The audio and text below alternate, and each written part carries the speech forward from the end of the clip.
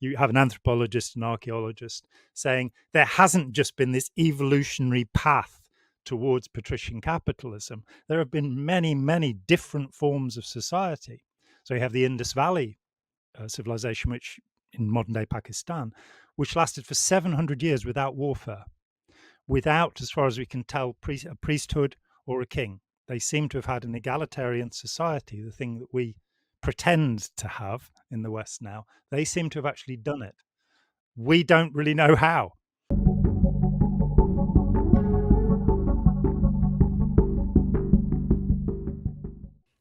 All right, we are back with John Atack.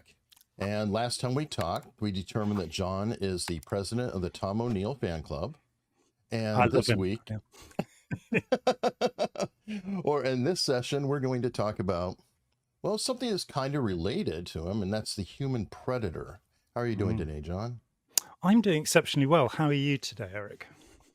Doing fine. Happy to wake up and talk about psychopathy and sociopathy and the dark triad and Machiavellianism and all the other fun, enlightening traits, I guess, if you will. Now, in your book, Opening Our Minds, you brought up something I've never heard of before, and that's an apath. This comes from Jane McGregor, who's at Nottingham University, and she put forward the idea not so very long ago that society is formed of sociopaths, empaths, and apaths. And so you've got a tiny percentage of sociopaths, somewhere from, let's say, 2 to 10%, depending how we classify them, and a tiny percentage of empaths, probably about 2% if we're lucky. And in between are people who can be swayed. And so she calls them apaths. It's interesting because it's a refashioning of Eric Fromm's idea, which goes way back to the 1940s, of the pseudo-identity. And the idea that Fromm put forward was that about 60% of people don't really develop a self. So they have a pseudo-self. And he blamed Nazism on this. He sort of left Germany not so very long before. And that idea developed in his mind over the next 20 years or so into the idea of narcissism. And he put forward the criteria for malignant narcissism, which is what we usually mean when we use the word narcissistic. We don't mean vain, which is what the word probably more accurately means. And so you've got this idea that people don't develop, they don't grow up, they don't become adult, and they will therefore follow whoever is bossing them around. And empaths don't boss people around. So they'll tend to follow sociopaths. And her idea is that they form a bond, and sociopaths use apaths to eliminate empaths from the society, which is a fascinating idea. Yeah, it is. And it's a weird choice of terms, though, because apath, it makes me think apathy. And apathy is pretty dark if you go down that route, in my opinion. It's just sort of like you're most of the way to psychopath. You just really don't care. You're apathetic. You're just bah. And I don't know. So it's an odd choice of a word, first off, but it's an interesting premise too on the whole. I can see the 60%. You can see that reflected in, for example, politics. 60% of the vote is gone. It doesn't matter. You have 30% on one side, 30% on the other side. They kind of cancel each other out. Everything is being fought for this up to 40% in the middle.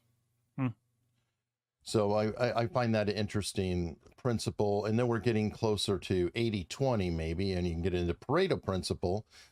So I don't know what that is, but what you described though is apath is almost normal.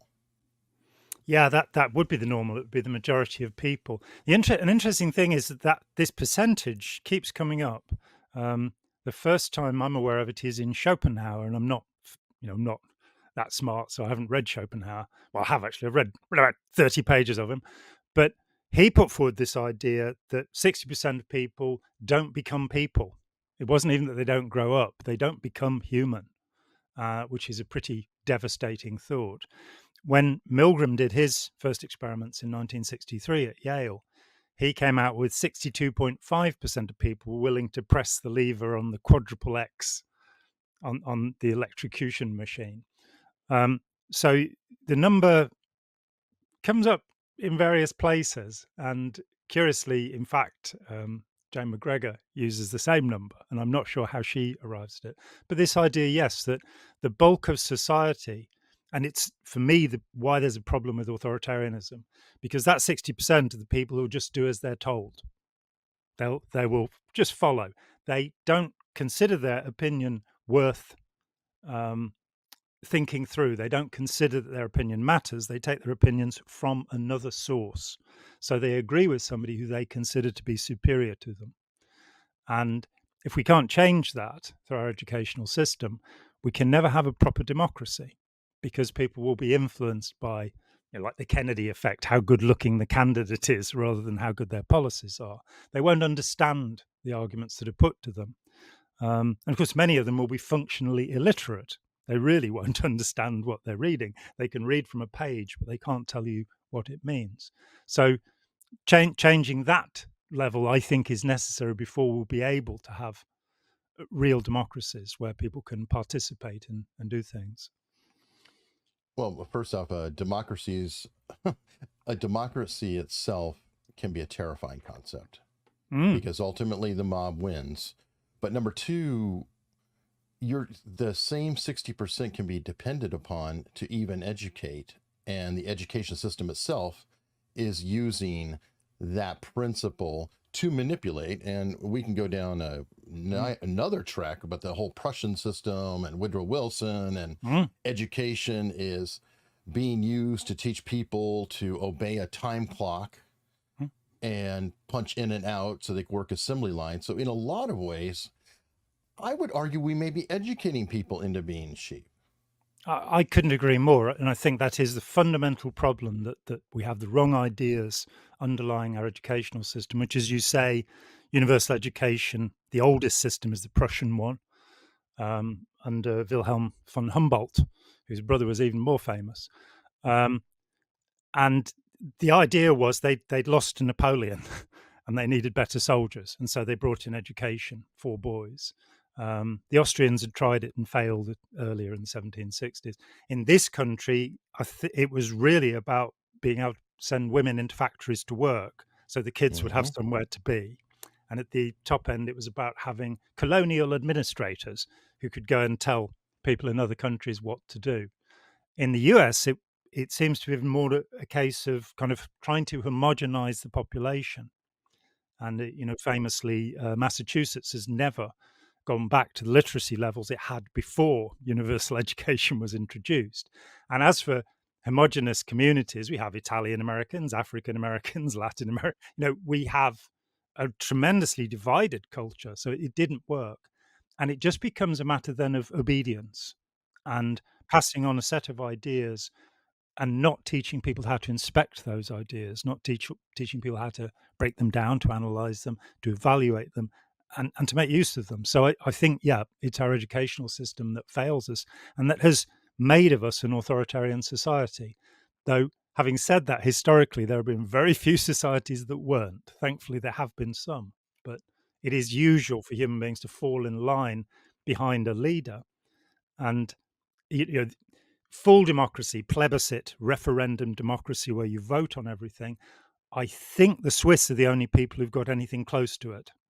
We have electoral dictatorship, as our politician Lord Hailsham called it, where we elect the dictators every 4 or 5 years and they do what they want to do. So democracy is whether it's a plebiscite or an electoral, representative democracy, there are different forms. And before we can have a form that I think would be satisfying and whereby we might maintain our environment and not destroy it and stop fighting wars, we need to progress in our understanding of, how to think and what to believe, and how to treat other people. And I think we're still in the I mean, I think we're still in the dark ages, really. Well, we, I we think. haven't Mm. evolved beyond 100,000, 200,000 year ago hunter gatherer. I mean, we have a huge problem with that, and I forgot the name of, but there's a certain number. It just flowed out of The my mind. jump, the Dunbar number, the Dunbar number, I 150 think people. 100. Yeah, Yep. yeah. Yeah, Robin yeah, it's like Dunbar. Yeah. 150, 160. And that's all that we are actually wired and capable of knowing Mm. everybody in that number. There are far too many of us and too big of a scope in a lot of ways for how we are equipped, in my opinion, Yeah, if that I makes mean, sense. it does make sense, and I mean, Dunbar's number is a it's an effect of sociology. It's not something that's a proven scientific fact, Sure. but it is an interesting reflection. Dunbar also said that you'll only have 5 close friends, Mm. and a lot of his more recent work has been on friendship. And so it's as if there's a, what Steve Hassan calls an influence continuum, where you have Mhm. a small group of people and these groups. How to get those communities of 150 to relate to one another and to form a larger society. I mean, virtual Taiwan, I think, is an interesting idea, though Taiwan is not a place I'd want to live, um, where the first transgender minister anywhere in the world, she put forward this idea that if there's a disagreement about something, then now that we have computers, we can have public discussion about things. And they had a discussion about whether electric scooters should be permitted because they had about a 50-50 split. And by discussing aspects of that, it was possible to come to a resolution, which was they got a supermajority saying, yeah, we can have them as long as these safety restrictions are put in place, speed limits, helmets, whatever. And so I think that's something that we can move towards. But before that, we need to really change the way people think and the way we debate and discuss things. I think that's really important. I mean, but you and I really agree on this, that the megaphone culture is not the way to go. Just shouting abuse at people it's a terrible thing that's happened in our society. Well, because it leads into cognitive dissonance. Mm, And the harder someone's position is, the more you yell at them or crush them with facts or whatever you want to call it, the more they're going to dig in. yeah. It's just a natural response. The best people, I always bring up Daryl Davis, is somebody who goes around and collects Klan robes here in the States. He's a black blues player, musician. And he, I mean, I think he has 70 or 80 literally Klan robes, Nazi uniforms, from people who were in that Mm, mindset, who he changed their mind and they yeah. gave it to him. He's friends with them, and he's friends with many who are still in that group. Mm, But his basic premise, and it almost leads back to the Dunbar number and everything else, is he breaks the cognitive dissonance by the fact that, according to their philosophy, all black people are bad, right? mm, But then they like Daryl, so now it becomes all black people are bad except for Daryl. But then that breaks down the dissonance. It mm, really does, because it's hard to start reconciling that when, okay, now this black man, you like him, he's your friend. mm. So how can you now you're suddenly relating to one of the people. I don't know where I'm going with it, but I think that kind of thing is more effective in changing minds. Is just Mm. ask a question and make sure that you have an understanding of what people are saying, and just ask questions. Say, oh, okay, so how did you come to that? Yeah. And a lot of times there's a very legitimate reason that they have come to their conclusion. It may not be the most socially acceptable. It may not be the one we like, but it's very helpful to have an understanding of the origin. Absolutely. And just hurling abuse at people based upon our preconceptions and prejudices, only leads to warfare, only leads to aggression. And I don't think I think actually after Oppenheimer, we can't afford warfare. Warfare is too dangerous to humanity. And so Yeah. finding ways to communicate, finding ways to understand, and that's, I mean, most of my adult life, I was on the, as you know, was on the edges of Scientology from the age of 19 to 28, which is Mhm. 40 years ago now. And coming away from that and understanding that, there are people who'd become fanatical, they'd Mhm. become true believers, and it was no good presenting evidence to them. That evidence didn't matter to them. Anything that contradicted their certainty, their sense that they knew things, which was basically their belief in what they'd been told. It wasn't a belief based on evidence, it was a belief based upon opinion. That it really surprised me to find that, pointing out that Ron Hubbard had lied by giving two of his statements that contradicted one another, that they would Mhm. find a justification for it. That the end of World War II, he was crippled and blinded in Oak Knoll Hospital in North California. Um, Yet he himself also says, having said that on July the 25th, 1945, he went down to Hollywood and beat up three petty officers. And I would show that to a Scientologist. And I remember this one person distinctly, and she looked at me and said, yeah, there's a simple explanation for that. He had two bodies. Okay. Yeah. And then when I said, well, he didn't see combat in World War II, and I've read his records backwards, forwards, sideways, and set them into the history of around them. He did not see combat, though he claimed to be a war hero. And she didn't miss a beat. She said, "No, he saw combat." And I said, "How do you know?" She said, "I served alongside him in my last lifetime." And it's like, that's where we're going with that Wow. one. Um, so, as you say, cognitive dissonance is aroused, and the more good evidence you give to people, the more resistant they become, and the more Mhm. they so again with Scientology, when Anonymous decided they were going to close Scientology down, and they announced this, and they started picketing the organizations, in V for Vendetta masks, and I Mhm. recoiled in horror, because this was only going to rigidify the beliefs of the people inside, who were going to feel they're being attacked and picked on, and build the Mhm. martyr complex in people. So, and thankfully, Anonymous gave up on their quest to destroy Scientology. Um, there could have been better ways of going about that, but that's a topic for another discussion, probably. I don't think you can really specifically destroy something like that. I think you No. have to help unravel it, because usually Mm, these things destroy themselves. They get too top heavy, something mm. happens, and then they just fizzle out.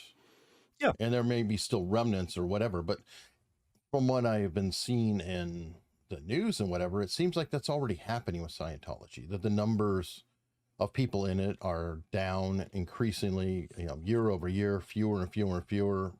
That they're lying in essence with the numbers. Mhm, How many they actually have. It's a fraction mhm, of what it was at its height. And really, it's just a. I mean, I'm not going to say it's not a dangerous organization and that there's not bad things, but it is shrinking itself. It seems like it's falling apart on its own. People are leaving all the time. It's very difficult to hide your people from information getting in. mhm. Yeah, It absolutely. They've shrunk. I mean, the first astronomical claims were made in the mid '60s by a man called David Gaiman, who said there were 5 million Scientologists. And years later, a friend of mine cornered Gaiman and said, "Well, how did you come to that number?" And he said, "Well, there must be that many people who've heard of it." okay. And the actual in the 1980s, I managed to get hold of a membership, an internal membership. Um, Hmm. they'd actually published this thing internally, which said they had 25,000 paid up members internationally. They had 25,000. Now that swelled through the Wow. 90s, largely through the work of Jefferson Hawkins in reselling Dianetics, and they Hmm. maybe peaked at about 100,000. But they're back below 25,000 now. And it's just because they have people like, Nancy Cartwright, Bart Simpson. She's given 21 million she boasts to Scientology, and that's what's keeping them afloat. That the rich are Wow. pouring money in, and they still have their, a few thousand slaves in this organization who work a 90-hour week for $10 and scraps. So it persists. And real estate holdings too, right? Incredible real Don't they estate. have just about all the, I mean, that they could float just off that, off the leases and real estate holdings and whatever else in perpetuity. Yeah, From my understanding, it's billions in real estate. yeah, and unless it's skimmed off the top by the leadership. But yeah, I mean, right from the start, after I left Scientology, I'd learned about Krishnamurti dissolving the Order of the Star, which was at the center of this Theosophical Society. And about 1928 or something, he was announced as the Messiah. They brought him up as the Messiah, and he said, "Right, giving the money away." And so I'd rather hoped. I mean, Ron Hubbard, in fact, left everything to his granddaughter Roanne, and there's a fake will, and the will that put his $648 million, most of it into the Church of Spiritual Technology, 500 million, to keep his name going, so that he would still be remembered, which is a ridiculous idea. He'll be remembered. He was a weird and bizarre character. He'll be remembered for that. But there is an earlier will. That will was notarized by David Miscavige, who was not in Hubbard's presence. So the notarization of it is fake. And that will, he wanted his money to go to his granddaughter, Roanne. And I hoped that would happen, and because Roanne's an incredibly smart woman. And but she left Scientology after 27 years of being pretty much imprisoned in the desert at Gilman Hot Springs. She left, and I briefly was in touch with her, and she said she had absolutely no interest in having anything more to do with Scientology in or out of court, even if it meant a huge amount of money. She just didn't want to know, which is understandable. But my hope was that somebody like her would come along and say, right, I'm giving the money back. Because otherwise, as you say, the behemoth, the Leviathan continues. Yeah, I don't know. How deep is the bench, though? With Miscavige, if he's gone, who's going to replace him? Well, as is usual with tyrants, they kill off anybody that might have the strength to do that. So after Oliver Cromwell, we get Richard Cromwell, and they're kind of going, all right, we got rid of the king, let's have a king back. We don't know what to do. So there's nobody who seems to be, Hubbard kept a little retinue of people, any one of whom he could have chosen. And in fact, he chose a guy called Pat Broker, and Miscavige managed to dislodge him. There's no evidence that Hubbard wanted Miscavige to take over. In fact, I'm pretty sure if he'd known what Miscavige was doing in the background, he would have thrown him out. But right. So when he goes, he has no heirs, and he has nobody that he's promoted. So, hopefully there will be a fracturing and a chaos, and maybe some of the people who've been tricked, trapped, and enslaved by Scientology will get some money back. But I never foresee that. But freedom's a start. Yeah, it would be good to. It's a predatory organization that does enslave people psychologically and physically, and it would be good to see it gone, or tapering off in the same way that Christian Science and Theosophy, these very powerful forces at the beginning of the 20th century, which are nothing now. Right. Or they get reformed and eventually become a more normalized religion, so to speak, without a single point. I think that's the big difference on the cult versus the other thing, from what I understand, is that a cult has a single leader, everything's focused on that, versus, let's say, the Catholic Church, has the Pope, but there is structure within, and there is a more diversified leadership, so to speak. Yeah, so it's a dedication to a leader and or a doctrine. And the sociologist Roy Wallace, who investigated Scientology very deeply, wrote a book called The Road to Total Freedom. He wrote another book called Salvation and Protest, which is almost never referenced. And in that, he put forward the argument you've just put forward, which is that a cult will, if you like, become a sect. It will become something more socially acceptable. So if we look at the Latter-day Saints, the Mormons, that Yes. polygamy was an essential doctrine of Joseph Smith, Yep. their founder, and they put that aside so that they could fit in. They have other problems, but No, they do. And by the way, it did. Then those all splintered off. you have something So like you 180 polygamous sects now as well. Yeah. right. So you have all those, and then the quote Jack Mormons, and that's an interesting phenomenon in of itself. Mm. But yeah, there are splinters off from the main group. Yeah, I mean, just as for sure. as historically the Roman Catholic faith splintered from the Orthodox, and then the Protestant splintered from the Catholic, and on we go, and that you get ever smaller sects, and it will be interesting. I unlike Scientologists, I don't believe I shall reincarnate, so I probably won't be there to see it. But it will be interesting in 100 years' time to see what's left of Scientology, because a lot of their power was the control of information. So that, when I published Let's Sell These People a Piece of Blue Sky, which remains, curiously, the only real history of Scientology, the only attempt at that, other than derivative works like Janet Reitman's Inside Scientology. But when I published that, there was no World Wide Web, and everything was hard to come by. We made sure in the 90s that the material that went into that book went on to the web and became accessible. And so it was said of me before the internet and safety in numbers, there was John Atack, because I was somebody who was determined to make that material available. But in that, the pre-internet era, you could silence people, you could harass them into silence, and Scientology did that, but you could also steal books. So we had 200 copies of the book put into British libraries. They were all stolen. In fact, the librarians magazine, the British Librarian, said it was the most stolen book in library history. I think Portland, Oregon had 9 copies stolen in the first year. Theft is, evidently, if it's for the good of Scientology, it's not a criminal act as far as they're concerned. We had 6 taken from the Tampa library. And I was all for it, because every time one was stolen, they had to buy a new one. So I was doing quite well after that. I was going to say, there could be a marketing scheme. They might have been investigating you, saying, hey, are you getting this? This is helping you commercially. Sadly, the publisher didn't pay me my royalties, so it all got kind of trapped. Oh, wow. We took it all back. The edition that's out there now is under my control.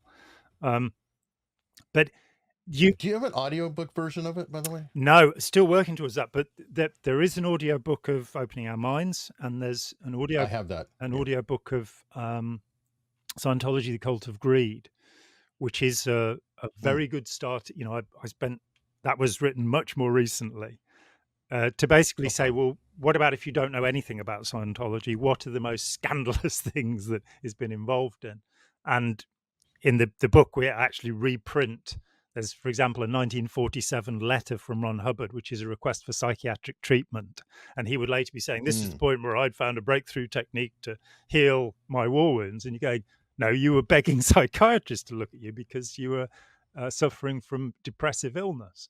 So it wasn't very truthful necessarily. But that's available as an audiobook. I intend to do Let's Sell These People a Piece of Blue Sky as an audiobook, but we have to see how because it's a lot of time. I didn't. You just think, I'll sit down and read that. That'll take me, a few hours. No, it's a nightmare. I'm a bit better at it. When I did Opening Our Minds, I could not believe how difficult it was, because I love reading stuff out, and it's like I'd get 10 minutes in and my throat would start. I could sit for hours and talk with people, but so it's different because you're also having to focus. You need to have a good modulation, and there's little tricks like when you're reading, you need to start in the middle of the chapter and keep reading through, like partway through the next chapter. And make sure you never end a session on the end of a chapter, because it allows it to flow better. Anyway, there's a lot of craft It's involved. very much like the writing process, that you're always best to get up from your writing table halfway through something with the rest of the thought, the next paragraph still in your head, so that when you come back. But yeah, it's a good Yeah. point. I hadn't thought about that, so thank you for the tip. Yeah, I've interviewed like Scott Brick, who's one of the top audiobook narrators in the world. Oh, Um, Hundreds and hundreds of titles and all the New York Times, a bunch of New York Times bestsellers, etc. wow. And really interesting stuff. And Andrew Werlin, or Werlin, anyway, Hmm. another one. Question though, circling back, one issue I worry about, and I saw somebody as a guest on another podcast, and this person thankfully was able to escape a cult. I won't name the cult because I don't want it to be a case of, identifying the people, well, if I'm being critical. But the individual got out of a cult, and now everything is a cult. That is a situation that worries me. Like, I mean, we have something called culture. Anyway, for example, I think the individual said that the military is a cult, and it's like, not really. I would disagree. There are indoctrination principles. I mean, basic indoctrination training literally means mind control for basic training. But I don't believe in the military itself being a cult. What are your thoughts on that type of thing? Yeah, I agree with you. There's a differentiation, which is if you join the military, or a true religious order, and I'm, as you know, an agnostic, but Hmm. nonetheless, if you want to become a monk or a nun, or you want to become a soldier, you'll be told what it entails. If you're going to become a soldier, you know that you'll be offering your life, quite possibly. Hmm. So the difference in what makes, let's say, a dangerous cult or a destructive cult is the hidden agenda, the manipulation, that you don't know where you're going. And there are processes. I mean, there's been tremendous criticism from time to time of deaths Hmm. in military training. Oh, yeah. That there's no question about that, but that's not a cult. And No. good point when you said you choose to. And there's also a time limit.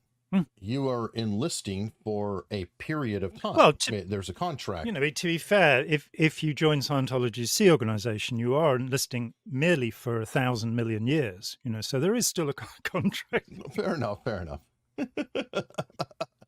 You're right.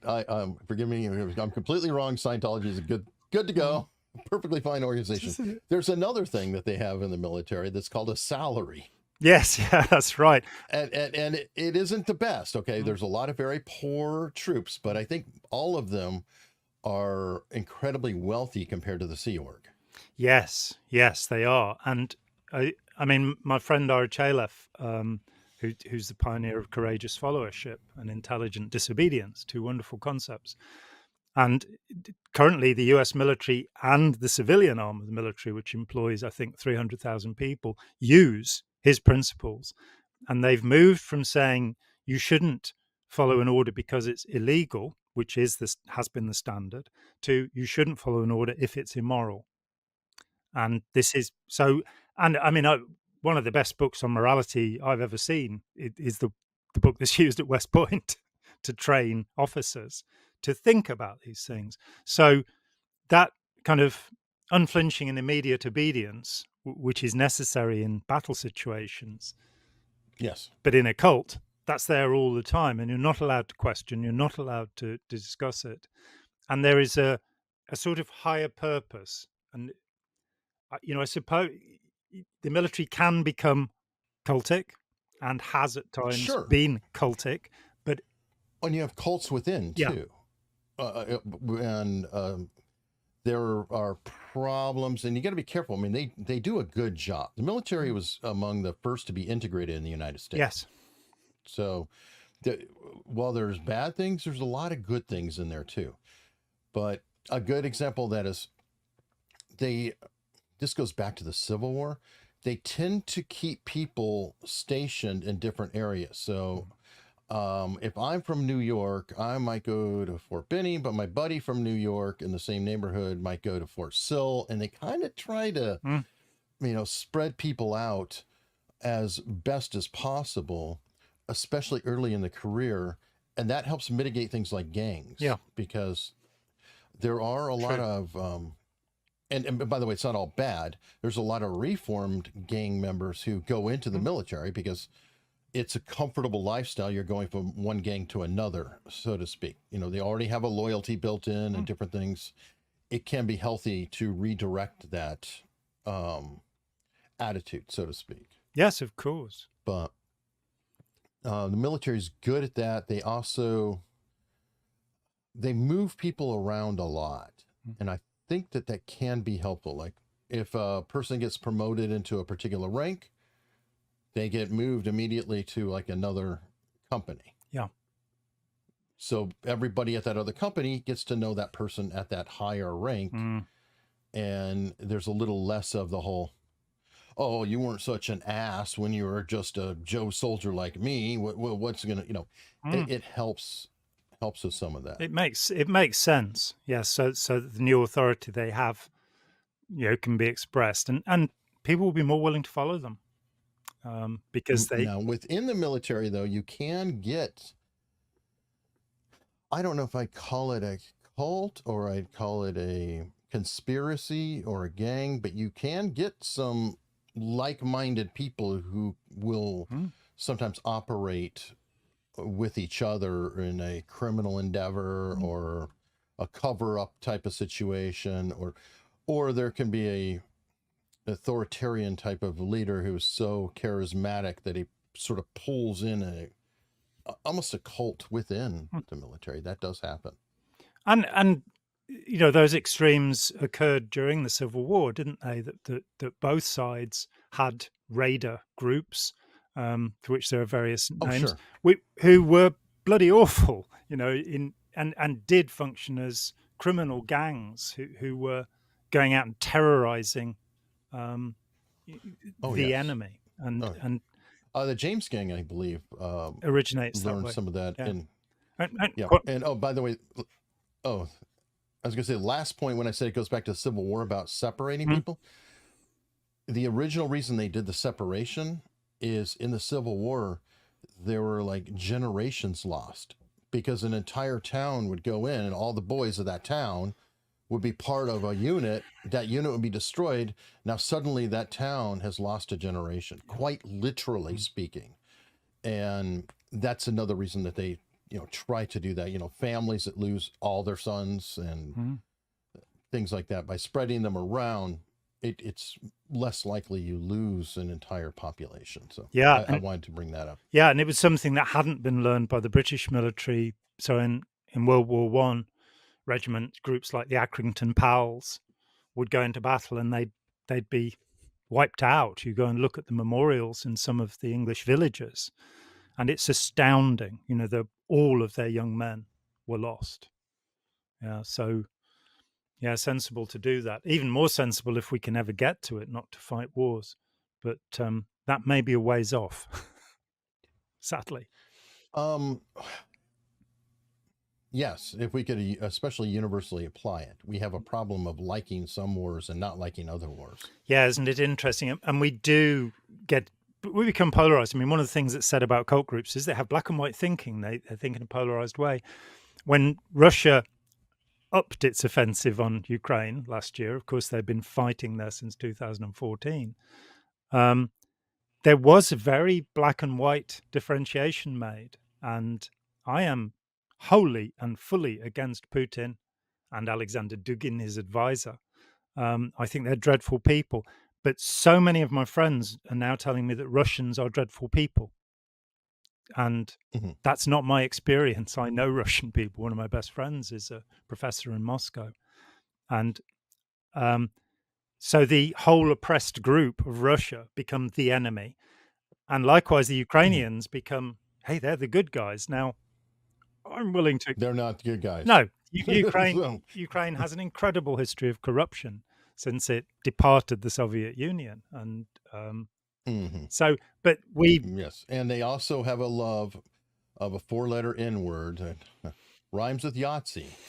There are a lot of them in the Ukrainian forces. Yeah, and That's the fact, I mean, yeah, and um, of course the real Ukrainian SS were exported to this country in 1945-46, just as the Belarusians were SS was exported to the US. But it keeps popping up, these attitudes.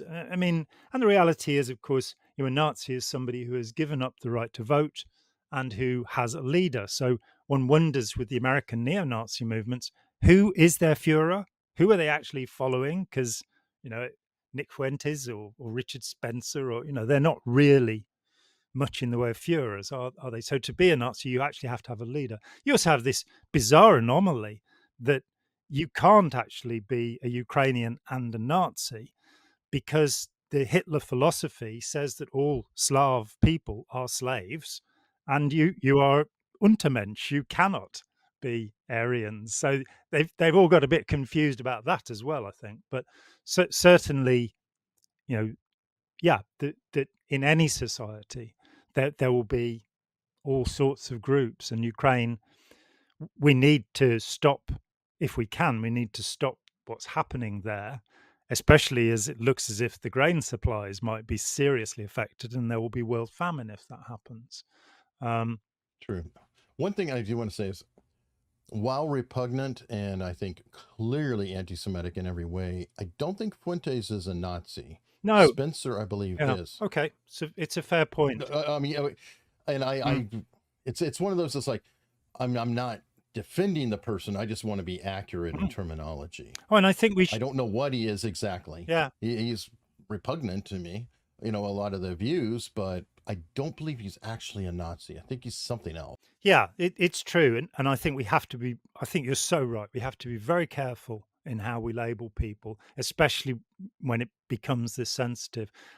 His name's in my mind because last week, for the first time, I saw the thing that Kanye West, Ye, did with Alex Jones on InfoWars with Nick Fuentes, and he sat there with Oh, that's a while ago. a mesh. Yeah, it was in a documentary, and he's in the mesh Hmm. mask with his camos on, and Alex Jones is saying, "Of course, we don't like Hitler," and Ye's saying, "I like Hitler." It's like he's on another planet. And Nick Fuentes is just sitting there smiling. What do I do? Give Alex some credit. Alex is not propping up. He was arguing with them. He's like, no, Mm, they're bad. yeah, Nazis are bad. yeah. Stop this. And I mean, it's funny because Alex Jones is considered, the worst of the worst and the worst. And it's like, no, he's not. He's not into Nazis, folks. No, He was the voice of reason in that interview. mm, yeah, And absolutely. And Kanye is the voice of bipolar disease. It's like, it's weird. I'm friends with Robert Barnes. He's been on the show, and I know him. He had a theory about it, and is a odd theory, but it's very possible. And according to him, there's like a difference in prison time you get for not paying taxes or whatever. I don't know how he broke it down, but by being insane. And he didn't know if Kanye might be actually out there almost pleading an insanity or displaying an insanity, which could make a huge difference for any possible time served on like $100 million tax bill. Which I mean, it sounds crazy, but it's like Kanye comes off as completely bonkers, but this is the same person who has literally built a fashion empire, a music empire, a lot of things. So I find it very short-sighted to just say, oh, they're a whack job. Oh, they're crazy. Like, Elon Musk has turned into a polarizing figure where there are people who literally worship Elon. Oh my God, he's a genius. He does everything right and everything, blah, blah, blah, blah. And then there's other people who they hate Elon Musk, and he's, just evil and crazy, and he's South African, probably liked apartheid, and all kinds of things about him. And I think he's somewhere in between. I think he is a genius in terms of putting together a business, becoming very popular, well known. You don't accumulate $200 billion by being dumb without having some degree of ability. But I also don't think he's necessarily your friend either. His nature, he tends to be very mercurial, Mm. um, capricious in his actions. Like 1 second he's this, the next second he's that. There's a very real inconsistency in some of what he's doing, but that doesn't mean there's not a strategy. I don't know if the strategy is good or evil or otherwise, but I'd like to think that we should always look a little deeper into what people are doing, especially if they've managed to be so successful in whichever way. And I'll throw out another name because it ties to Kanye, but Kim Kardashian. Yeah. Kim Kardashian used to be kind of one of the hanger-ons to Paris Hilton. Mm. Like one of her friends or crew or whatever.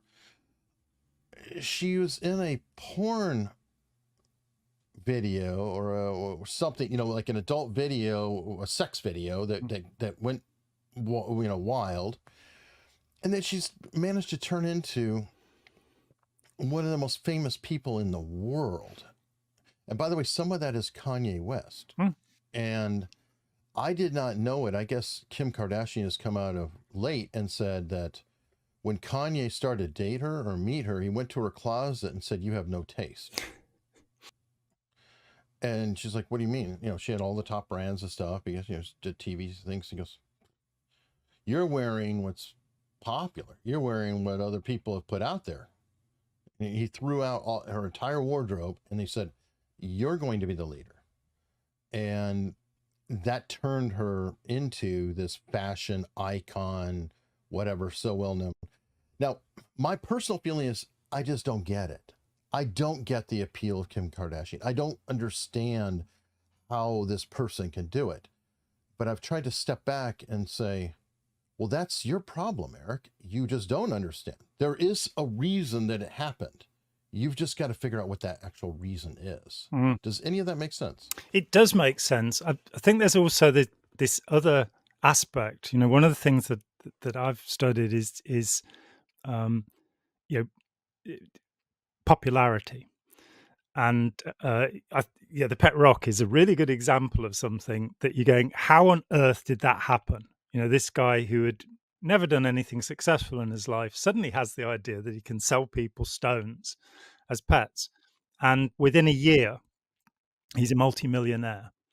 And that other aspect, which I was married to a fashion designer, so I had 8 years of yeah, so I had 8 years in around the fashion industry, and I remember sitting down with a woman. She was head of one of the significant fashion colleges. I won't name them or her. And she sat down with me at dinner and she said, "I know that everything we do is nonsense. It has no meaning whatsoever.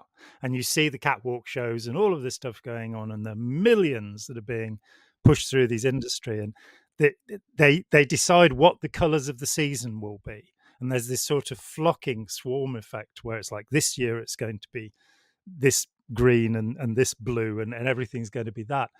And you see the world following it. And so I'd say there's a difference. That's, say, the difference between a Paul Simon or Joni Mitchell song and K-pop, that something can be amazingly popular. People will absolutely love it. There was a passion in London in the, I think, 1830s for walking up behind people and knocking their hats off. And this went on for about 10 years, and then you have phrases that will, like, far out, or, some phrase that will come into the English language. Cool, which is probably Lester Young in the 1920s, who used cool and wicked and words, the prayers. Maybe, Yeah. yeah. I mean, but that one never left the vernacular. I mean, cool to me is one of the most enduring terms for. Well, Um, and okay, and we don't even know the origin of okay. It might be old correct, it might be old Kinderhook, it could be all sorts of things, but it is the most mhm. universally used word that we have. It's in all over the world. Okay, you know, and I actually heard there was another word that was even more universal, and that was taxi. Yeah, that's true. That's true. It's up there, isn't it? But so popularity is not something that's necessarily it's like the evolutionary psychologists who put forward the idea that you can work out why traits developed in animals and particularly in people. And you kind of I read one a few weeks ago and there was this discussion about why monkeys and chimpanzees masturbate. What's the evolutionary advantage of masturbation? And I'm sat there reading this stuff again. You're really that dense? You don't get it gives them pleasure, you don't have to think about, and that's where Stephen Jay Gould, in talking about evolution, said, yeah, you have adaptation, but you also have exaptation, accidents, random mutation. And I think that that's happening in culture all the time, that we see things that will be completely forgotten.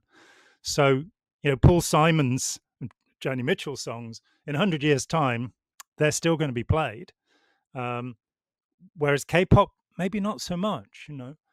And the same with Kim Kardashian, and I don't know with Kanye, I don't know his music well enough, so, it's hard to judge. I don't really Yeah. either. I mean, again, it's one of those that I don't want to judge because I never got into rap, Mm. didn't like it, thought it had no value. Maybe it was aging me, whatever. I just didn't like it. Well, rap is about 40 years old now. Yeah. I mean, it has had an entire course, just like rock. Rock and roll has kind of died in the 90s. I mean, yes, there's still rock bands, but that's like there's still swing bands. But swing isn't taking over the charts here. Hmm. And there's been an evolution in rock music, so you've got, say, bands like the Dave Matthews Band over there or Elbow over here, who have a huge following and do really amazing work and are doing something with it, and you can feel that they've integrated the traditions of blues, rhythm and blues, soul, jazz into this music that's going forward. But yeah, the idea of, you know this is an Eddie Cochran song, and we're getting, actually, having said that, the Sex Pistols and Led Zeppelin both recorded Eddie Cochran songs. So did the Who. My God. But as you say with rap, and I look at it, and I think Public Enemy, N.W.A., the originators, people like Dr. Dre, Ice-T, there are some really clever things going on there. And for me, it kind of ends with Eminem, that who I think, what Dr. Dre did with him was brilliant. It's not something I listen to, but I recognize that it's about something. This is intelligent, Oh, perceptive very. Yeah, he's work. talented. Yeah. He is a very Mm. talented guy. I mean, that's one of those where I like some songs Yeah. that come from rap, but overall, I don't care for it. But yeah, there's a couple of Eminem songs that are If it's the very the good. real Slim Shady, then he can please stand up. But as to, Hmm. putting your wife in the trunk of the car and taking her with your kid down to drown her, that's a little bit weird. And But speaking of culture, um, a stan is part of the vernacular now mhm, yeah, because you're talking about the song yeah, Stan, and that's literally who was Stan. He was a demented fan who was but that was a real mm, subject. I mean, that was I think, a real mm, consideration for Eminem. There are fans out there for these artists who are troubled, yeah, if you will. oh, And for sure. actually, that circles us back around to those would be great A pass for the wrong personality to literally. I'm trying to think, not engage, start up, or just send them out. What do you think is the evolutionary reason for the psychopath to persist? Because I think there has to be a reason we have them. The numbers tend to gravitate. It seems like it's that 5% ish. And then when it gets up to like 10, this starts to get spanked back down. But it seems like there's a little window of utility. I don't know. Yeah. Again, acceptation and adaptation. I think that for the most part psychopaths have been dreadful for humanity. And what interests me is our tendency from Sumeria, 5,500 years ago till now. Our culture is caught up in this idea of the Übermensch, the somebody superior to us. So in Sumeria it was God, and then the king as his envoy, or the pharaohs were divine, the Caesars made their family divine after Augustus, and presidents and kings, leaders are seen still in this exalted light. Um, and the unfortunate thing is that the majority of them are tyrants. You know, you can't really be a monarch without being a tyrant. You've got this. Yeah, I was thinking about the change that happened in Japanese culture when a British tourist was beheaded by a member of the Satsuma clan, and the Satsumas wouldn't listen when the British said, "We're going to come. You've got to give us the samurai who did this." And a gunboat was sent, and they shelled Satsuma. And this was the beginning of the modernization of Japan. The Satsumas then sent people to train in European military, and they, of course, took over the imperial throne and enslaved the Koreans in 1910. And having already taken Okinawa. Yeah, and they'd had Okinawa. I mean, most people think of Okinawa as a part of Japan, but it is actually only under the Meiji in the 1870s. But you have this tendency in culture which is violent and psychopathic and thuggish, and a great deal of human history and human prehistory is based upon this idea of a tribal leader. And in times of plenty, there's not too much of a problem. I mean, I'm a big fan of Graeber and Wengrow, The Dawn of Everything, where they re-examine prehistory and say, actually, you have an anthropologist and archaeologist saying there hasn't just been this evolutionary path towards patrician capitalism. There have been many, many different forms of society. So you have the Indus Valley civilization, which in modern day Pakistan, which lasted for 700 years without warfare, without, as far as we can tell, a priesthood or a king. They seem to have had an egalitarian society, the thing that we pretend to have in the West now. They seem to have actually done it. We don't really know how. There was a similar society, it would seem, in Ukraine, but archaeological exploration there has stopped for the moment. People can live together in what are called band societies, where you don't have a chieftain. So the Ba'aka Pygmy and the San of the Kalahari are band, BAND societies. And whoever is best at something will lead the group in doing that thing. That brings us back to the Dunbar number, because you're looking at groups of 150 or less. Exactly. And that's far easier. And by the way, communism, the basic commune is the family. Yeah. And that fits in that too. And I think that's the problem. The word communication, the word scaling up. Yeah, the word communication comes from, it's the same root as commune, as communist, and it is to be able to communicate with the people around you. And as you say, scaling up is something that I think we found that while it works with fractals using the Mandelbrot sect, that you can just keep going forever. In the real world, to say what happens in the individual. So if we talked about sanity, for example, one of, big fan of Eric Fromm, but his book, The Sane Society, begs a lot of questions. Because the idea that madness can be a social thing or an individual thing, I think it functions differently. And having said that, I think the social psychiatrists, people like Bandy Lee or my friend Stephen Moffat, that they are seeking to look at how can we use our understanding of individual behavior to help society. But a group won't function in the same way as an individual. As Gustave Le Bon, the father of social psychology, said, the intelligence of the group is the intelligence of the stupidest member of, in the mob, the stupidest member. And we've certainly seen that, where we give up our reasoning to the feeling of the mob. Oh, for sure. And I don't know what somebody had mentioned it, and how they broke it down, but I was like, wow, that makes so much sense. That a commune makes sense in the family. That you have that balance. I forgot the basic principle that those who have will give to those who need, or whatever. Altruism. That is exactly how a family. Yeah. Yeah, that's exactly how a Mm, family is designed to work. You know, all the way down into a small village or mm. whatever.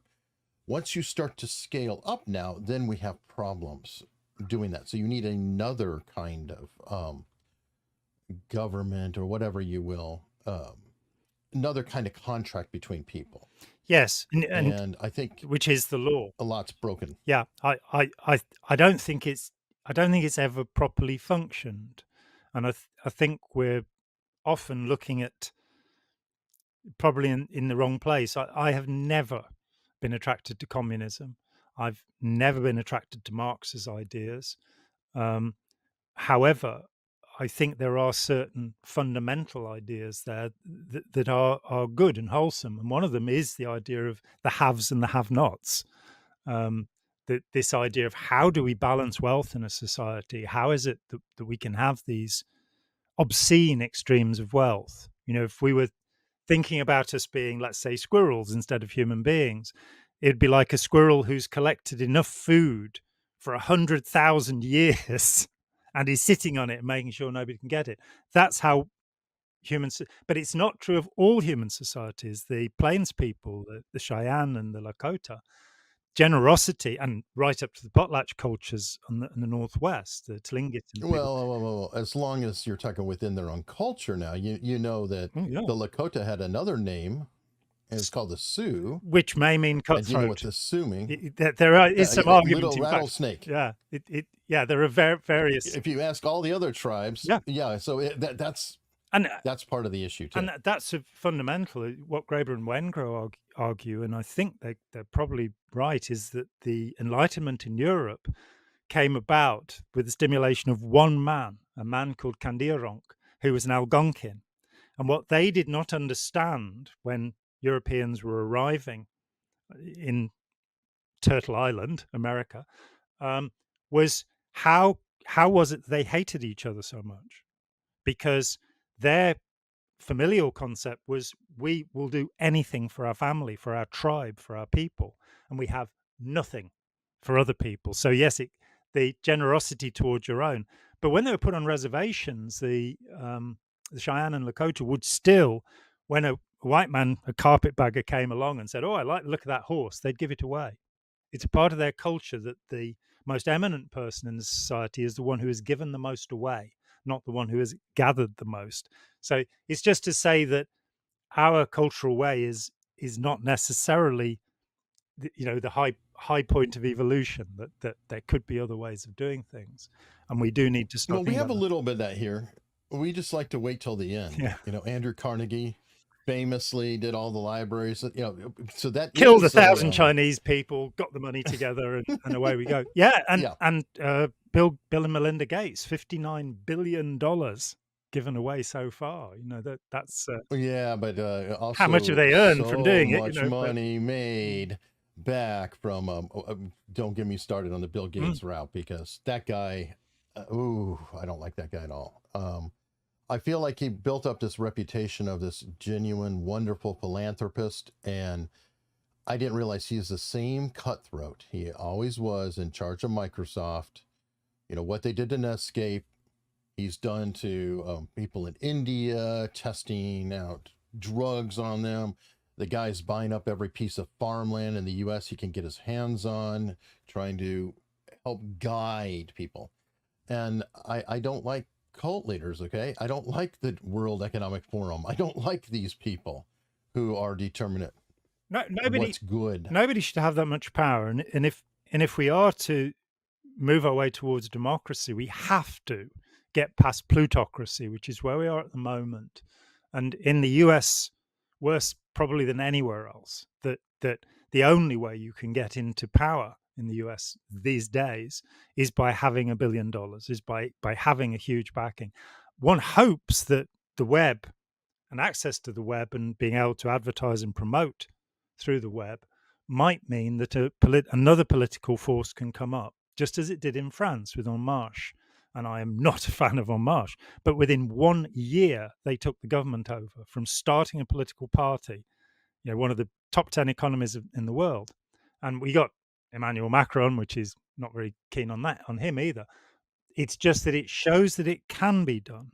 And rather than it being, you know, if you give us $100,000, then we'll do good things for your corporation.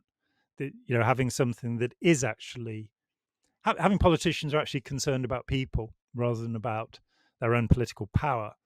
Um, I Yeah, that's hard. And you know what? We'll wrap up today mm, because that leads in. I think next time we're going to talk about the political oh, spectrum. let's do it. Um, what the right is, what the left Yeah, is potentially, mm, and I think they're irrelevant. We need to look at up and down I versus left and right. absolutely agree. But Yeah, and also um, the idea of, how do I put it? We have a situation where the U.S. has two parties that dominate so much that that's problematic. mm, And a lot of people say, well, let's get, a bigger third party and fourth party or whatever. There are inherent problems with that too, because now you could have some party that wins with 26% of the vote. yeah. Look what happened in And Germany in 1933. Yeah, so, but we'll talk about that next round. yeah. And I think that'll be great. People comment below if you have any ideas, suggestions, Mm. etc. We sort of went off the rails a little bit. We started out with the Predator and then just went into, would you call it philosophy? I don't know what we did the last hour, but it's been fun. It has been fun, and that's the main thing, I think. To be able to discuss things, to be able to air opinions, find out what we agree and don't agree about, and look at what evidence we've got, um, and move forward. I mean, and for me, our conversations are very reassuring because it shows that coming from quite different backgrounds, that we have come to very Mhm. similar perceptions of reality, which are non-standard. We're neither of us people who are Mm. thinking within the tram lines, and I think that's what we need to encourage with people to go, okay, no need for tram lines here. This is an open territory. You know, set your destination out and journey to it, and find out what you can along the way, and share it with other people, stimulate them. Well said. And until next time.